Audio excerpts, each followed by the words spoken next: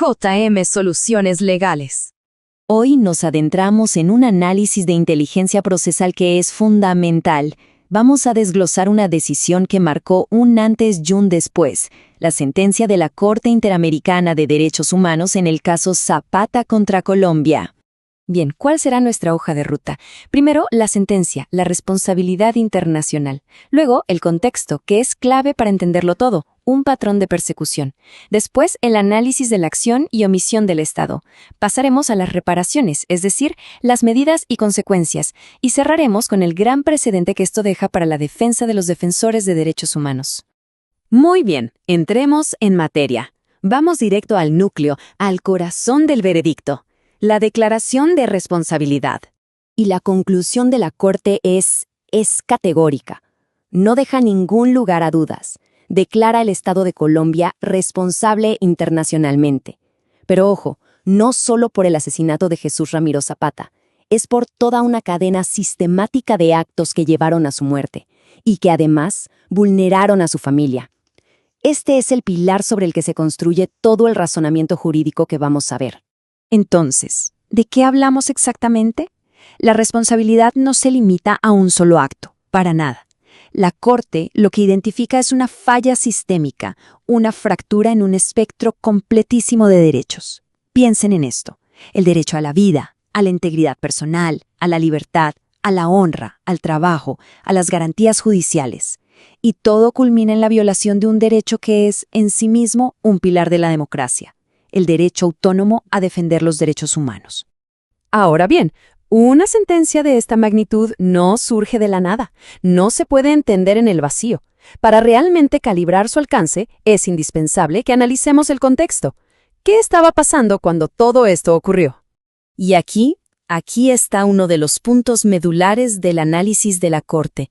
Los hechos se enmarcan en un contexto muy específico, el de la estigmatización sistemática, donde a la disidencia política se la calificaba como enemigo interno.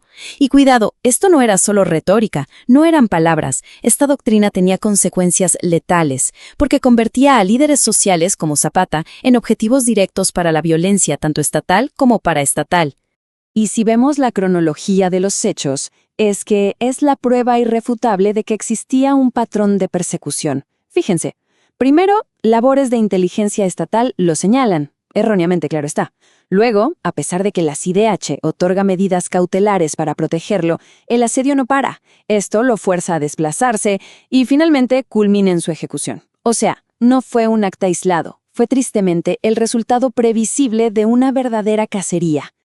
Para entender el porqué de todo esto, es crucial que sepamos quién era Jesús Ramiro Zapata. Era un docente, sí, un sindicalista también, pero sobre todo era un defensor de derechos humanos. Su labor se centraba en algo muy peligroso: denunciar masacres. En el contexto que ya describimos, su trabajo no era solo valiente, era prácticamente una sentencia. Su perfil lo convirtió, lamentablemente, en un objetivo inevitable. Ok, entonces ya tenemos el contexto y el perfil de la víctima. Pasemos ahora al análisis estrictamente jurídico. La pregunta es, ¿cómo le imputa la Corte esta responsabilidad al Estado? La respuesta es fascinante. Lo hace a través de un brillante análisis de doble vía. Por un lado, tenemos las acciones directas del Estado. Hablamos del uso de sus aparatos de inteligencia para marcarlo, del hostigamiento judicial para intentar silenciarlo y de la estigmatización pública para aislarlo. Y por otro lado, con el mismo peso jurídico, están las omisiones, es decir, lo que el Estado no hizo, la falla deliberada en protegerlo a pesar de que conocía el riesgo, la negligencia en la investigación y el punto clave, la aquiescencia frente al accionar de los grupos paramilitares. Y en este punto nos tenemos que detener, porque aquí reside una de las claves jurídicas del fallo, el concepto de aquiescencia estatal. ¿Qué significa esto? En el derecho internacional de los derechos humanos es simple: la omisión consciente equivale a complicidad. Si el Estado conoce un riesgo, tiene el deber de actuar. Punto. Su inacción deliberada no es neutralidad, es una forma de tolerancia que genera, como vemos en este caso, responsabilidad internacional directa. Perfecto. Ya quedó establecida la responsabilidad, tanto por acción como por omisión. La pregunta lógica ahora es, ¿y cuáles son las consecuencias? ¿Qué sigue? Bueno, la Corte dicta un conjunto de medidas de reparación integral. Y esto es algo fundamental de entender. La primerísima medida de reparación es la propia sentencia. El simple hecho de que un tribunal internacional declare la verdad y adjudique responsabilidad ya es en sí mismo un acto de justicia. Tiene un poder reparador para las víctimas que es inmenso. Pero claro, la reparación no se acaba solo en lo declarativo, exige acciones muy concretas. A ver, se le ordena al Estado, primero, que termine las investigaciones para romper de una vez el ciclo de impunidad. Segundo, que realice un acto público de reconocimiento. Tercero, que produzca un documental para preservar la memoria de Zapata. Cuarto, algo muy importante, que le entregue a la familia toda la información que tenía sobre él y, por supuesto, que pague las compensaciones por los daños.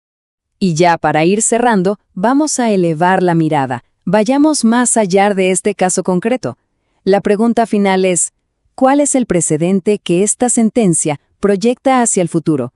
¿Qué significa para la defensa de los derechos humanos en toda la región? El precedente es inequívoco, cristalino.